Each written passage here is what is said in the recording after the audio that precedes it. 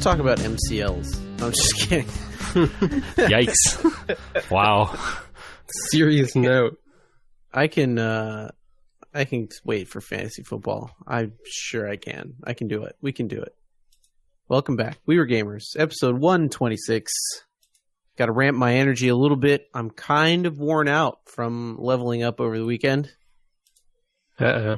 I just did way too much moving of people to different homes. And then decided after 2 days of that today was a great day to construct a bed. A whole new bed. Ooh. That's a lot of manual labor there. Yeah. So I'm trying to remember those times I was tired. I'm like, bring it up for the podcast, man. Do it. That was supposed to be the Shia LaBeouf do it. Is that still a meme? That's not a meme anymore, right? I mean, it's dead. I think he's sort of faded from. Yeah, it's definitely still a meme, but it's not fresh. You know, that's a stale meme. Hey! Maybe it's not stale. It could be one of those ones that has a shelf life, and just you forgot it in the back, like some Bisquick or something. Or Shia LaBeouf's career. Oh, wow! Shia LaBeouf's career and Bisquick have a lot in common. Who knew? Flatten it out and fry it up for a pancake and eat it for breakfast. Oh my goodness. How's everybody's weekend? Relaxing. Nice. Yeah, it was good. Fantastic. So I'm the only one that needs a new game plus here? Maybe. I mean, started over from the beginning. It is We Were Gamers, episode 126. But I want to hear about your New Game Plus idea. What is that? Should New Game Plus even be a thing? I know that this is kind of we were talking before the podcast about New Game Plus, and as many times before the wait, stop, we gotta record first. Happens. Yeah. So you're coming in, dear listener, right as we begin a discussion. I'm gonna have a hot take. New Game Plus shouldn't exist. I think I agree with you. Yeah, I think. So, okay. I guess there's two things, right? There's New Game Plus is perfectly fine if people want to go back and play again, keeping all their like levels and spells and items or whatever, and the enemies get harder. I don't like if there's different story stuff in New Game Plus. That's the thing that makes me angry. Wrong. Yeah, I vehemently dislike that, and that's one of the reasons I don't think New Game Plus should exist. I'm totally fine with, hey, you finished the story, and because you finished the story, everything in the game gets harder, and you can continue to play. So like a post game. Yeah, like a post game, or like end game plus or something. You know what I mean? Like everything ramps up because you beat. Skyrim's a good example for this. You could have said, oh, you finished the main quest. Now everything's leveled up to 5 times harder instead of the game being over, because Skyrim wasn't over, right? You could keep playing, but everything was still the same difficulty. I would be cool with that, or like a Breath of the Wild or something where you could just keep your stuff. Go have more fun. The Xenoblade games are a little bit like that. There's a lot of super high level content in the game that you don't have to be high enough level to take it on to beat the game. But if you want to, keep playing and grind towards it, you can do that after you finish the main content. I just feel like it's bad for games in general to then have people rewind and play the same thing again. Even if there's new story content or whatever, it's not healthy. You got to like vary your meals every once in a while. If you eat bananas every day, you're going to be allergic to bananas. I don't think that's actually true, but... Okay. I like the... I think, though, that your doctor would tell you not to eat bananas every day. Sure. Or maybe eat reasonable amounts of bananas. Right. I find myself in this situation because I've been playing a lot of Dragon Quest XI. This is how this started, yes. Yes. Mm-hmm. And I saw the credits in that game. Woo! which made me think that it was over. But I was wrong. Because after that game ends, there's a screen that says "The End," and they put a sweet question mark at the end of it and dump you back into the world with like, hey, here's some other stuff that happened. And you can like go off and do more stuff. Oh, actually, wait, it turns out there's a bunch of more story stuff. And like, oh yeah, all that stuff that they didn't answer, they're going to talk about now. So like, why did they put the credits there? So your playthrough on that game was what, 40 hours? I think it's like 50 something before I saw the first set of credits. So in 50 hours, they couldn't answer all these questions for you and make a game where you got everything answered and you still had as much fun as before and leveled as high as you did? Oh, they certainly could have, but they chose not to. See? New Game Plus should just not be a thing. I really enjoyed this game. This game is very delightful. Almost completely. There's some parts of it that I don't like that much. Mostly the like ridiculously slow pace of the story. But, you know, the turns are predictable but fun. But the thing that threw me was that I beat a guy that had very clearly been building up to as the bad guy.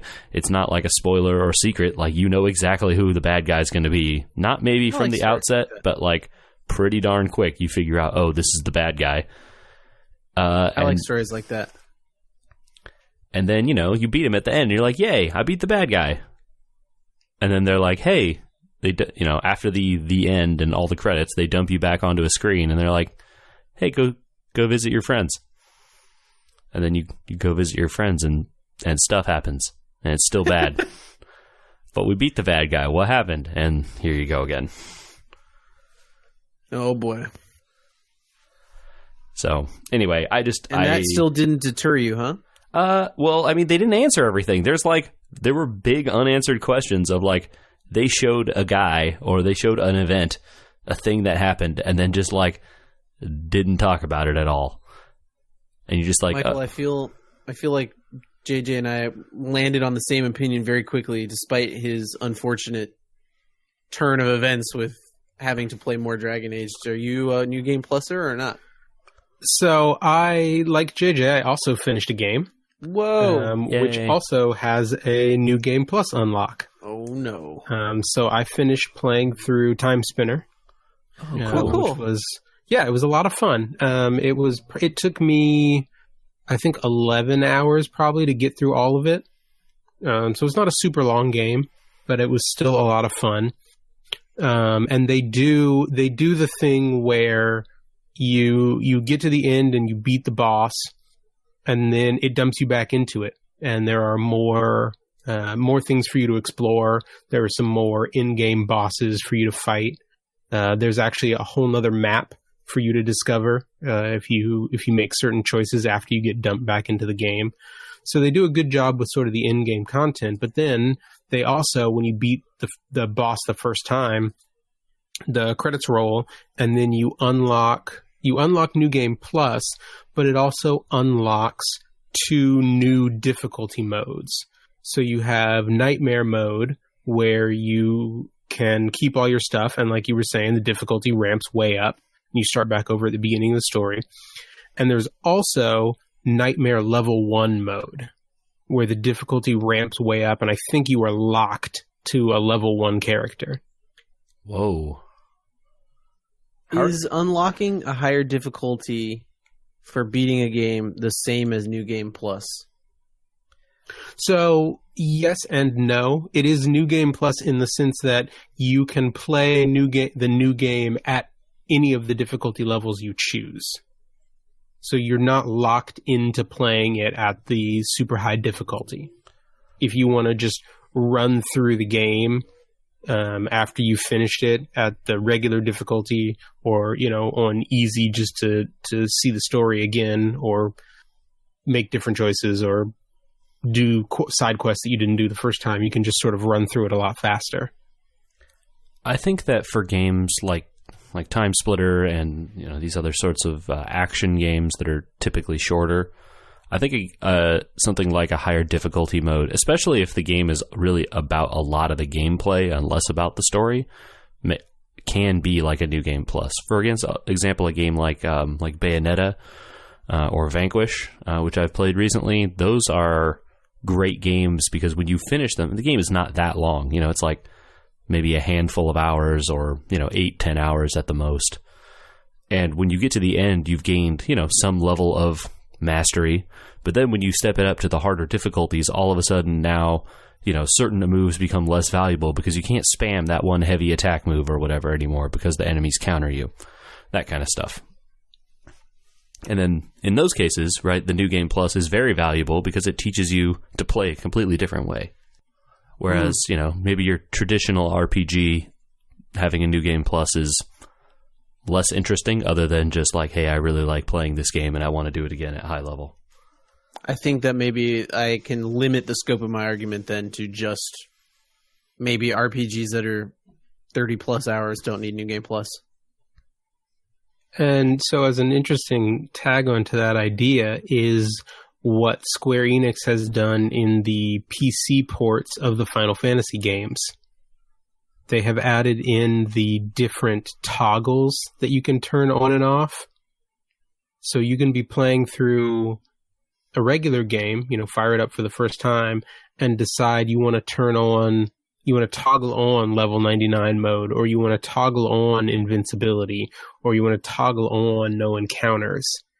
And so you can sort of, depending on what you want to get out of your playthrough, you can replicate the experience of a New Game Plus without actually having to go through the game and then go through the game again. Huh. Yeah. That's maybe the way to do it. Yeah, which I find fascinating because there was a time when I thought, well, it's been forever since I played Final Fantasy IX. I don't know if I want to take the time to really play through it again, but if I toggle on some of these options, I can just sort of quickly play through the game and get all the story. Yeah, I just think a replay of a game, of like going back and playing an old game a year later, 2 years later, 3 years later, is completely different than Dragon Quest telling JJ immediately after that he has to play another 50 hours to find out the things that we didn't tell you. Oh, sure, yeah. Yeah, I completely agree. And in fact, like the stuff that Square Enix has done in those Final Fantasy ports is really great because those games don't have difficulty settings by their nature, right? Yeah, so, they are as hard as they are. That's just brilliant marketing, though, because they know who their game is for, right? People of the Fortnite generation are not running out to go buy Final Fantasy VII. I mean, maybe they are. We don't know. But I think the better point is that people who want to be like a content tourist, right? You want to come in, you want to see the stuff. Why was this game so popular? Why did everyone love it? Or people who did love it back when it came out want to see it again. They want to get to their favorite part or whatever. And, being able to toggle on the like nearly invincible party or the auto level 99 or just kill all enemies or whatever stuff is good in those cases. Smart marketing. Yeah. And, the player wasn't there for that battle challenge anyway. So like letting him skip it doesn't hurt. Right. Versus like Dragon Quest, where I guess in theory someone is there for playing a million random battles and leveling up and stuff. Yeah. I guess it's a new game, right? Yeah. I will say that the battle system has gotten pretty fun now that I've gotten into I guess what is called the post game, but honestly, why it should just be called the regular game because they're still answering story questions. So, and like there are, I'm like learning strategies that weren't available to me because my characters hadn't been, fully unlocked, and I have so many more skill points to deal with and stuff. I can do new stuff that wasn't available to me. Like there's ways of like cheesing the leveling up system. Cheesing. Yeah, it's cheesing it, but like the game allows it, so it's fine, right? Isn't that the rule? If it's like legal in the game, it's fine. Oh yeah, it's the difference between an exploit and a glitch. This is not either an exploit or a glitch. This is completely within the bounds of the system. It just requires you to be very patient for a while and then get a giant jackpot at the end. I've got something like 400,000 experience at the end of one battle in a game where 2,000 is pretty good. There's an exploit like that in Final Fantasy 12. Seems fair to me. Yeah, do it. All right. Let's do some quick. I liked news time last time. Did you guys like news time last time?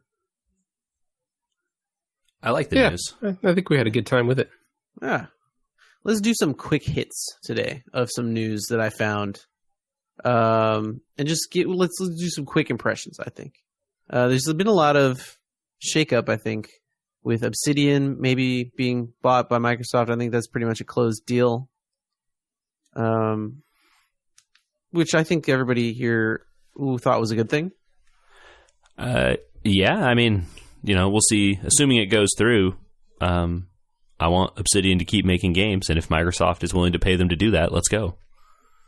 People that will not continue making games would be Telltale Games. Yeah, that was kind of a sad piece of news to hear.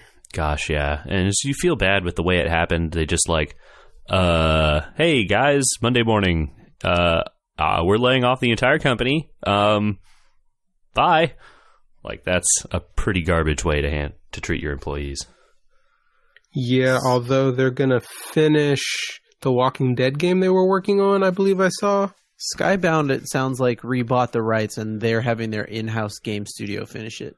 Okay, so it's going to be finished, but not by... Okay. Right. There was some kind of half-hearted tweet or something from Skybound people that, we would love to hire the people who worked on this thing. But that, of course, came, 2 weeks after those people have been out of a job, and one would assume they had been looking for work during those 2 weeks. So who knows if that's even possible.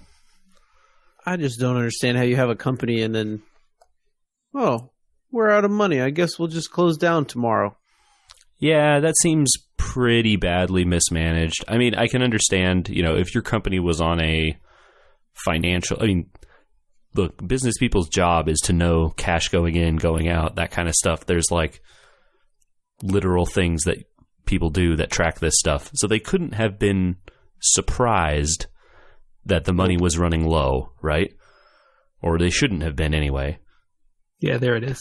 And if they were that close to the edge, you probably should be telling your employees, hey, things are going to be a bit tight. It's okay. When this funding round comes through or whatever, we'll be okay. And then the funding round falls through.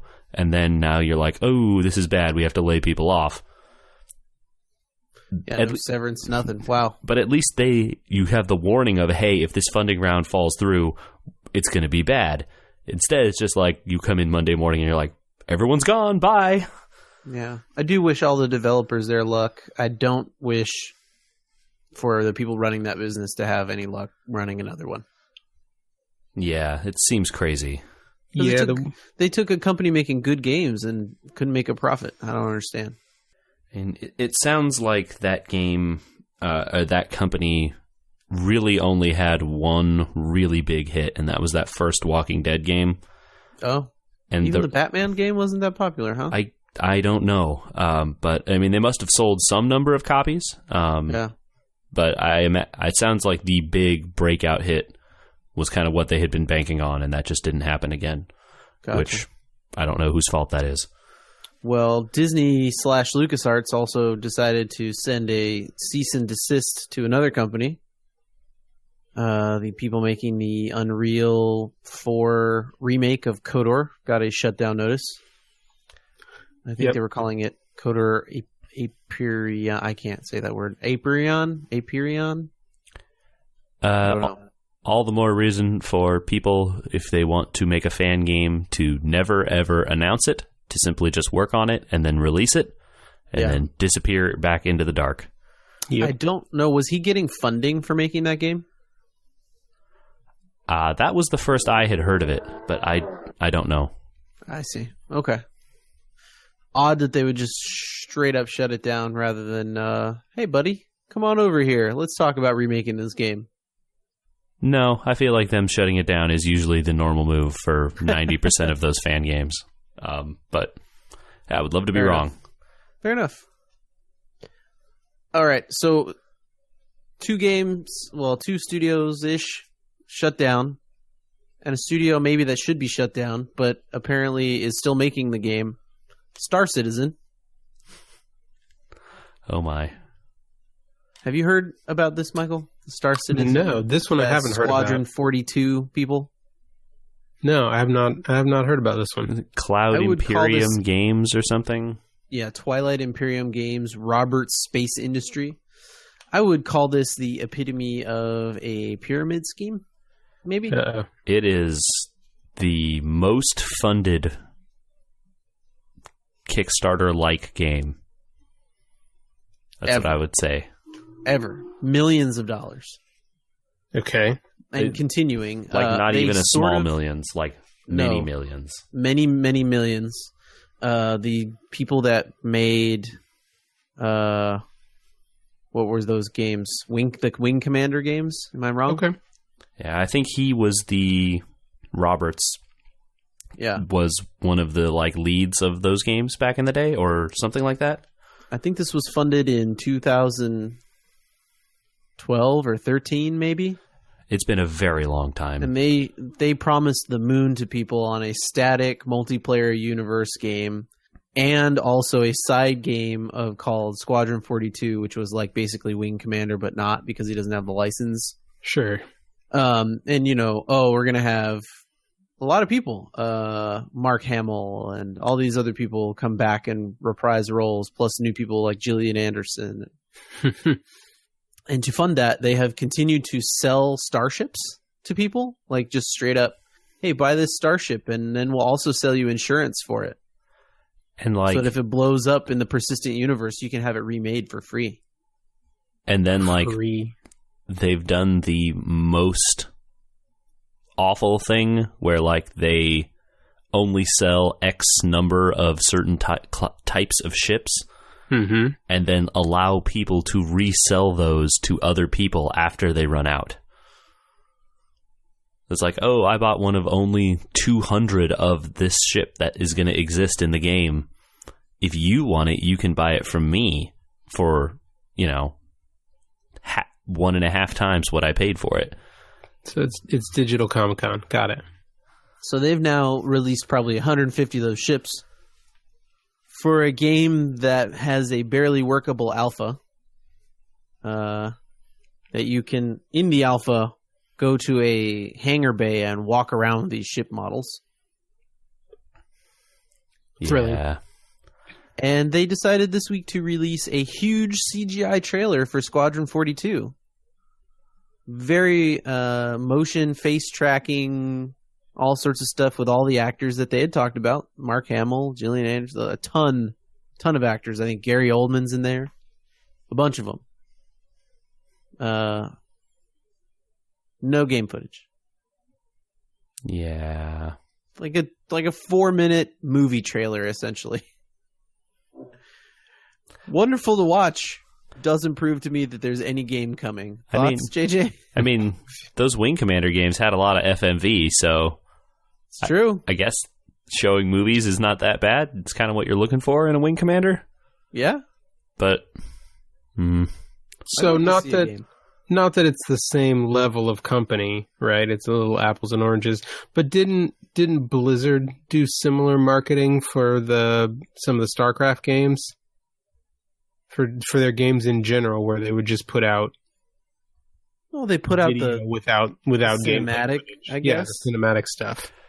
True.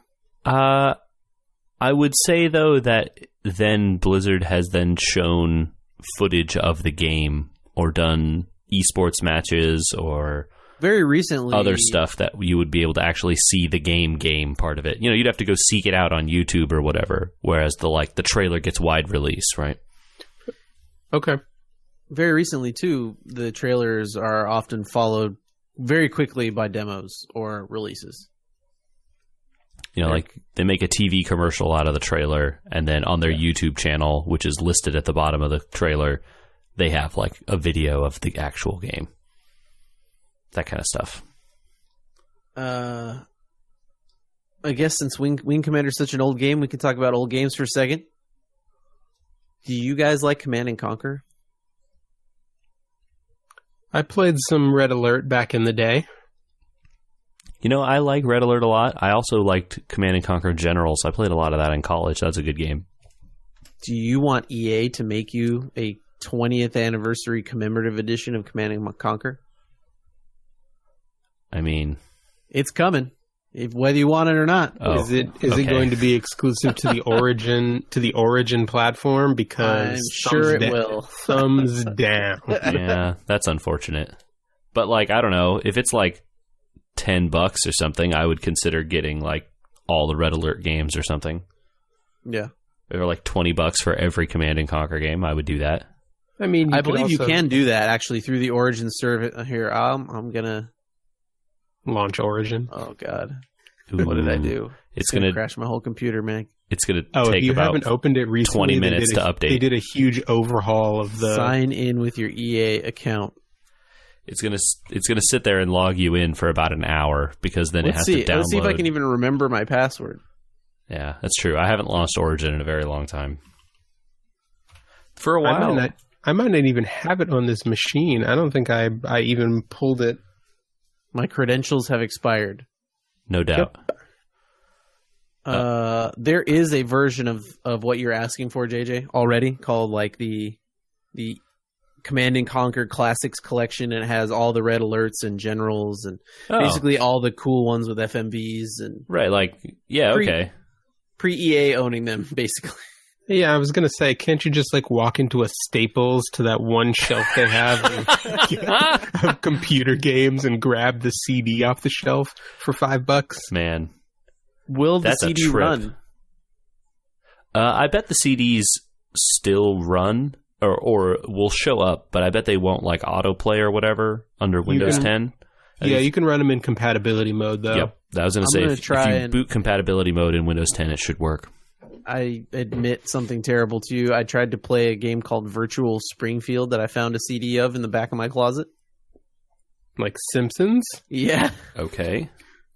I don't think it was probably a very good game, but I was like, there's no way this is going to work. And sure enough, I could not get it to boot. I could get it to think about installing the game, and then the installer would fail. In a lot of cases, games that are really old, stuff that was like Windows 95 era stuff, cannot handle the fact that you're probably running a 64-bit OS because it expects 32-bit numbers, and then like it tries to do some math, and the OS returns a 64-bit number, and then it goes, nope, don't know what to do with this, and then it just crashes. I know this, for instance, because at one point, I feel like I talked about it on this podcast one time. I wanted to go play SimCity 2000. Objectively, one of the greatest SimCities, maybe the greatest. Is that the one where very few bad things happen to you, but you could type in codes to get like Godzilla to show up and stuff? I think that's original SimCity. Ooh. SimCity 2000 has like a drop-down menu for disasters, and you can make like volcanoes show up, and you can do a lot of bad stuff in that game. It was fun. SimCity all the way up until, EA bought them. Yep. I was just going to say the most recent SimCity is actually supposedly quite bad because of some of the dumb stuff they did. But SimCity 2000, which is a Windows 95, there's a Windows 95 version of that game. You can still play that if you find some gorgeous soul on the internet hacked the like DLL file or whatever to run on modern OSs, and as long as you grab that and overwrite the one in the folder, it works. You just basically have to like dump the CD to your hard drive and then run it. Overwrite the DLL once the CD's on your hard drive. Yeah, pretty much. And it works, which I thought was amazing. The colors are kind of weird because your monitor displays 1 billion colors when it expects it to have like be on a CRT. 12 or whatever. Yeah. But that game still works and is good. That game is good. Yeah, it's hard if you play it for real, like you follow the scenarios or whatever and you try to actually make money, that part is hard. If you just go into the tool and like build whatever you want, it's fun. Isn't that game on? No, it's not. It's been a long time because EA owns it, right? Yeah, I don't know where the rights to that thing are. There may not even be a like up-to-date releasable version of that game because it's so old. I like that a lot of companies have just said, "Oh, Well, if we just like hand it off to these people, maybe they'll make it work again and can sell it. Yeah, I want to say like SimCity 3000 and SimCity 4 have versions you can buy, but not 2000. 3000 is good too, but 2000 was the one I played a lot as a kid. Do you guys like city builders? Oh yeah, I liked. Was it Sim Tower? There is a game existed? That was good, right? I don't know if I played Sim Tower much. You had to build like a bunch of buildings, and then if you built buildings, apartments or whatever, inside of a tower, and you built the right ones next to each other, they all kind of, I don't know. Sounds right. Yeah. Michael, were you ever much of a city builder? I never got into them. I have a good friend from home who was into city builders, and so we'd hang out on, separate computers, playing our respective games. I had to. Oh, we got to talk about that in a second. But I had to do the research here, and SimCity 2000 is on GOG. Okay, so nice. No more hacking of DLL files. You can go spend $5.99, not even on sale. Well, that's a good price. I will say though that the only purpose of hacking the DLL is because I literally still have that CD, and I don't want to buy it again. But for everyone else, that's a pretty good game. I'm going to install this game right now. It's in my library. You already own SimCity 2000 somehow?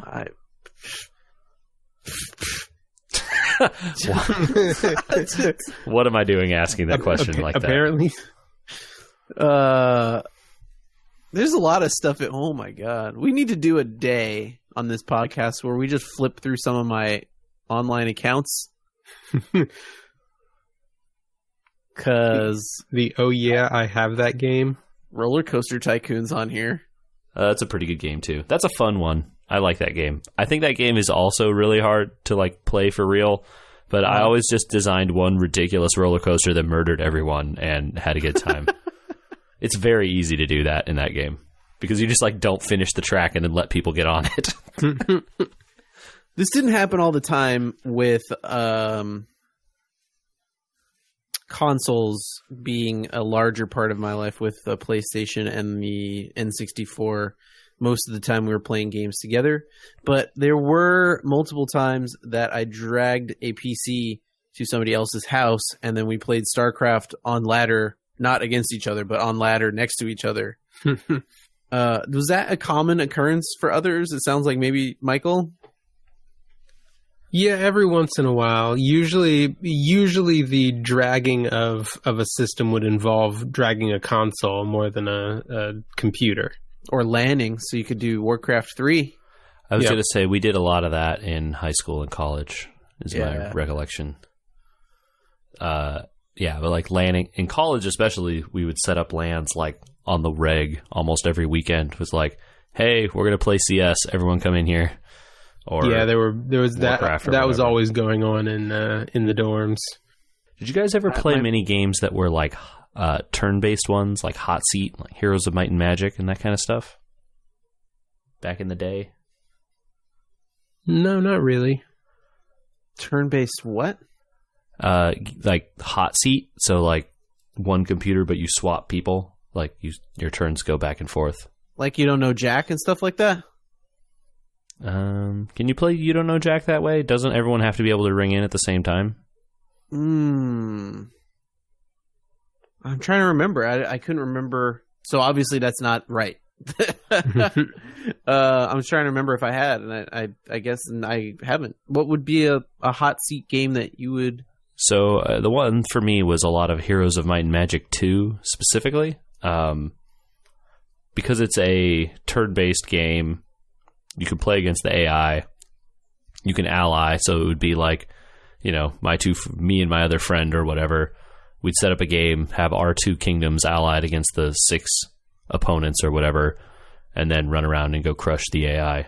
I feel like I did that decent amount growing up. That game specifically, actually. I think you just won the Ultra Nerd crown. I like that game. Heroes of Might and Magic 2 rules. I would play that game right now. I know there's an HD version on Steam. Don't play it. It's the wrong one. You don't want that. It's bad. Go play the GOG version. Why? Okay, so why is it the wrong one?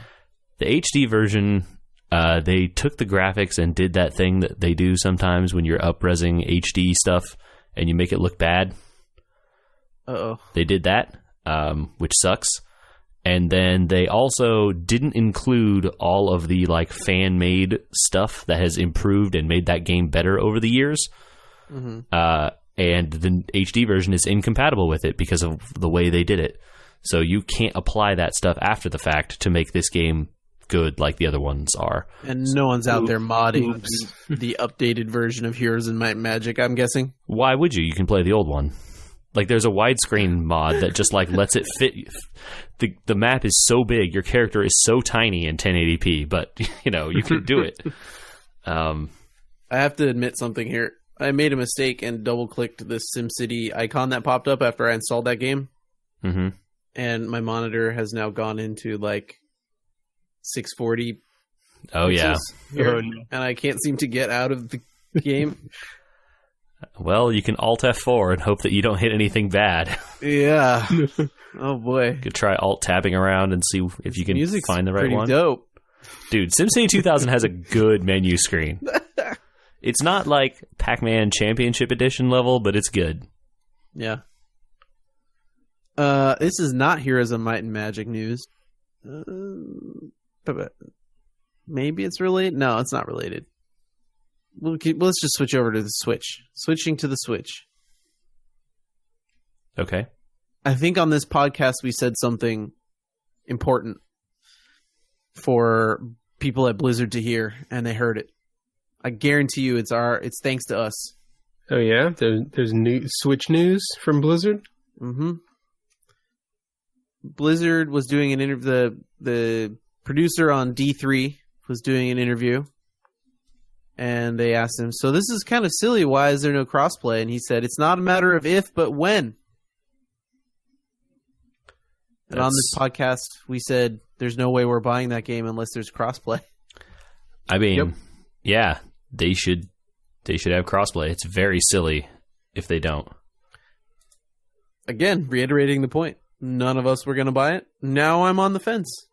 If I owned a Switch, I would be on the fence. Heard it here first. Speaking of crossplay, I don't know if you were about to go there, but the dam finally seems to be breaking on the preventing people from playing with people on other platforms. It would appear the Great Wall of Sony has crumbled. Just a little bit, anyway. They're allowing people in Fortnite to play against other people, including Xbox players and PC players, which that game clearly was very able to do just fine. And now they can, which is good. So that if you want to play on your Switch, you can actually play Fortnite on your Switch, having played it on the PS4 at any point ever. Instead of which, if you had done that, it would lock your account to the PS4 and you would never be able to use that account anywhere else, which is lame. So they finally allowed them to do that. It sounds like Rocket League is maybe going to get that capability sooner than later too, and then more games to be announced. Hopefully, it just becomes something that people can just do. Yeah, particularly in some of these games, it'll be tough if you want to play against PC players. In a competitive sense, it might put you at a disadvantage, but it would be great to be able to play like a Diablo or something else from my PC with somebody else on a console. But I really feel bad for the poor engineers that are going to have to merge these accounts. I mean, they have a business case to do it, so I mean, yes, it might suck, but also deal, I guess. I guess, but it's like Sony has put them through the ringer on both ends now, like coming up with a system that they could let people play separately in different places, maybe have the same login, but also now they're going to have to merge. I just feel bad it's not, they're not merging anything from their Sony account, right? It's like your Epic account, you wouldn't be able to move around. And now you can do that. So it's Epic's problem, right? They're the one running the game. So similarly with Rocket League, and I assume similarly with other games that will allow it. Because you've been able to play PC versus PS4 for a while. It was just, if you could play PC versus Xbox, you could never see Xbox people and PS4 people together in the same game. And now you finally can do that. Because they're just people, man. It's not like it's a servers, secret. Dude. Yeah, exactly. Who cares what the server or what you're connecting to the server with? Yeah. Ideally. Anyway, here we are. Finally, 2 games out of however many millions have been released. Yeah. 2. One small step. Exactly. I think to round out the gaming part of the podcast before we head into fantasy football for the week, we could bridge the divide a little bit and tell people why we love football a little bit by making them understand a game called Scorigami. What the heck is this? Okay. Scorigami is a term. It came up from this writer. His name is John Bois. I don't know how to pronounce it. It's either Boys or Boyce. I don't know. Maybe it's Bois. Could be. I have no idea. I mean, in French it would be Bois. He is a very funny sports writer. I don't know if he still works at SB Nation or not. Anyway, he used to work there, and he would write these sport columns. Have you guys ever seen or heard of Breaking Madden before? No. It was a series of YouTube videos where he would literally go in and glitch out Madden every year. Pretty funny. And do like ridiculous things in it. And that was a great series. He did this called Scorigami. The link is in our chat here. Maybe Andrew can post it somewhere on our social media afterwards. The NFL is a weird game, you guys, and football is weird because the score doesn't go by ones, right? It can be... It's odds mostly, but you can also score evens. You can get a 2, you can get a 3, you can get a 7, you can get a 6. You can also miss a 1. Yeah. Yeah, so you can get a 7, you can get an 8. Yep. Or a 2. Or a 3. Well, let's break it down. And so actually it turns out that, because of the way those numbers line up, it's possible to get unique... certain score combinations, right? Like winning scores, final scores of the game, are very, very difficult to come up with. And he went down and created this chart. This was like in 2016, and people have kept it up. I think it's NFLScorigami.com, which is Scorigami, like origami, but with score. And it lists every NFL game and like the final scores as like a box chart or whatever. And there's a green box that's filled in for a score that has happened and white boxes for ones that haven't. And in some cases, for instance, as we're recording this, the Sunday night football game that happened this past week ended with a score of 43-40. That's the first time in NFL history that score has ever happened. How do you find that? Statistics, I assume. But yeah, so he went back through the archives. He thanks the people who provided his statistics in the YouTube video, which I don't remember who it is, but using statistics, going back to like the 20s and stuff, just looking at final scores. For instance, there were like 70-0-0 ties. And the rules are crazy in the old days. So like there was stuff where like a team won 73-0. Or like I said, there was 0-0 ties all the time. But there had never been until October in 2018 a final score of 43-40. And that's crazy. Yeah. This is a math lover's dream here. I find it very interesting. And the guy in the video is very funny, and he goes through all these ways. And it turns out, Andrew, it is possible to have a score in an NFL game of 6-1. Say what? So, how do you possibly score 6? I'm looking at this chart right here, and I do not see anybody having scored 6-1. Right, that's never happened, but it's possible. All the boxes that are blacked out are impossible, right? Because the scores are always listed by winning team first, so there's never going to be a bigger number on the second score. Okay. But it is possible to get a score of 6-1 if somehow a team scores a touchdown. He goes through the whole rules about it in the video, but it's like you score a touchdown, you go for 2. And then somehow they recover the extra point in the opposite end zone. That's worth 1 point. That rule makes no sense. I think that's how that works. So you need to go for 2, get an interception. They run it all the way down there. They fumble it into the end zone, and then you recover it, or they recover. Anyway, somehow that's worth 1 point.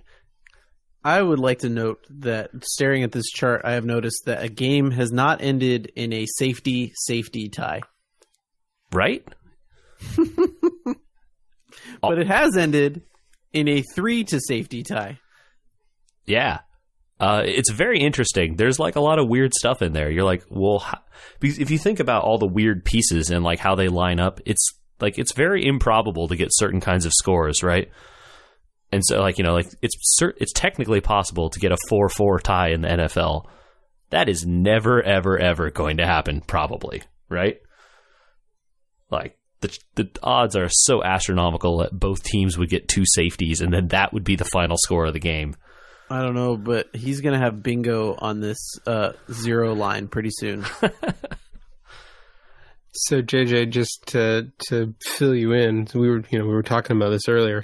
A 1-point safety has happened in college. Yes, he goes into that in the NFL or in the video. There's video footage of a referee saying we have an unusual ruling and talking about it.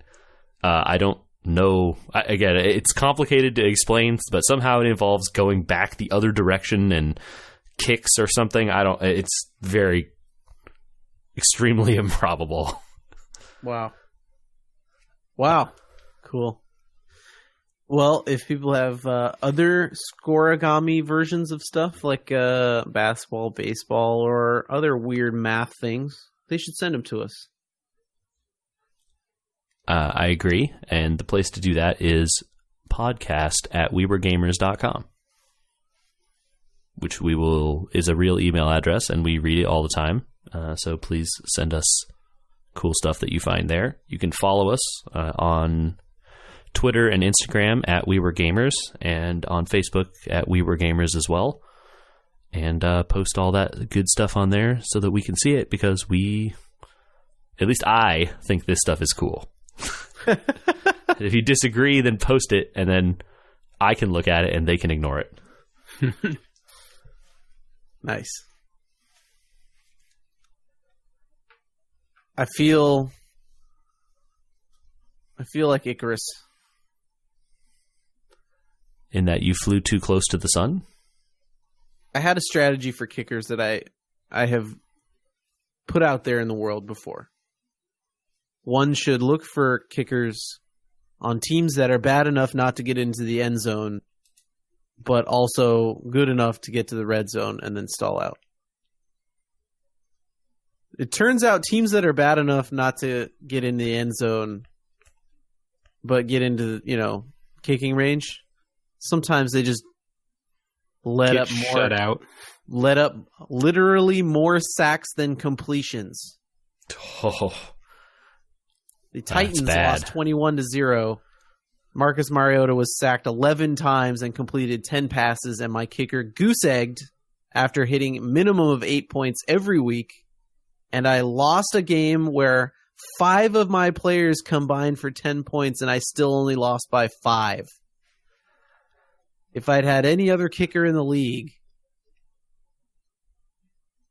So I have to take that as a good thing in Fantasy Football Minute here and say the floor for my team is 87 points, and it's that floor only because my kicker goose-egged. Not because Christian McCaffrey had a bad game, Cooper Kupp got injured, and Kiki Kuti only caught 33 yards worth of passes all at the same time. God, that felt good to get out. I was going to say, that's a lot. My team went through a lot this week, and the floor was 87. I have to feel good. I have to tell myself to feel good. But I'm backing away from my long-term advice of trying to find kickers on mediocre teams because they kick a lot of points. Just play it safe. If they get 3 points, that's fine.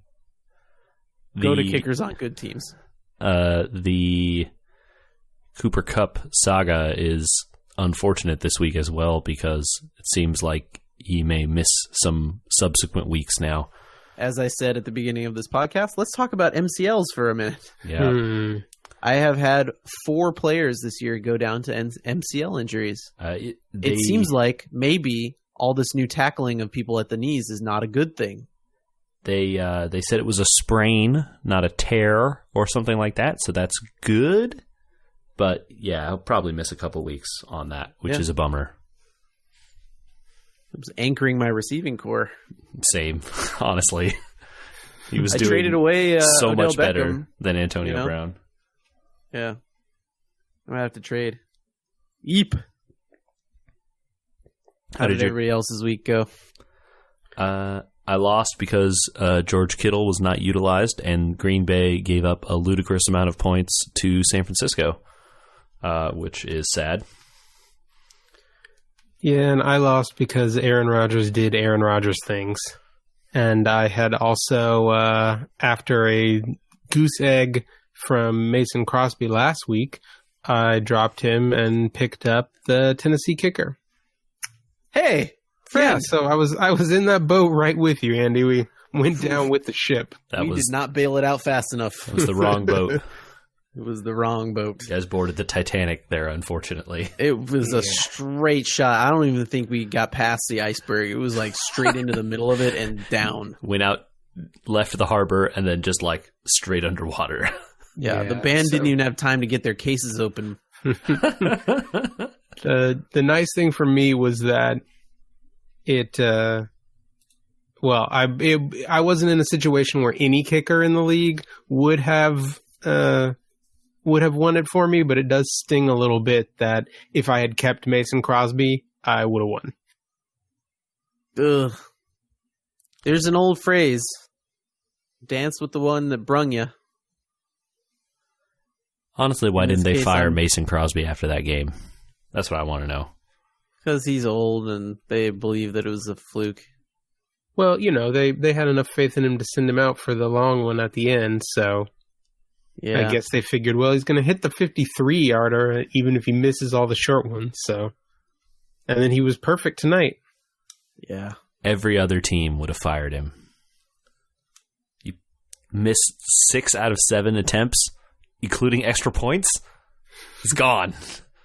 Get a 30-year-old who could do the same thing. Probably pay him less. I declined to pick up Latavius Murray because I wanted to give Mike Williams one more week on my roster. I was glad that I dropped him this week. Yeah. I didn't start him or anything. I've just been waiting to see if my Mike Williams stash from last year was a good one. I didn't want to give up on it too quickly, but I think that he is gone. Yeah, same. Mike Williams has not been doing what I need. I mean, I played Dion Lewis this week, which was a big mistake, as Tennessee showed. And Mike Williams got more points than him, but not many more. Like 2.3 instead of 2.1 or something. Yeah. Oof. Yeah. My Sony Michel trade's looking pretty good. Cam Newton, Sony Michel combined for 55 points this week. Yeah, I played against Michel too. Couldn't save me. I went with the rare 2 tight end play, which actually almost it was a good play for, the one time a season you even consider doing it. Yeah, I really wish that I could play a second tight end. And really only you would ever consider it because of bye weeks, right? Because generally that play is awful. Well, right. Like both of my starting wide receivers have the same bye week. I don't know. David Njoku and O.J. Howard are both getting weird amounts of targets. Well, see, I picked up Howard off of waivers, and I already had Ebron, and since Hilton and Doyle are both still on the bench, Ebron may as well be a wide receiver. Yeah. True.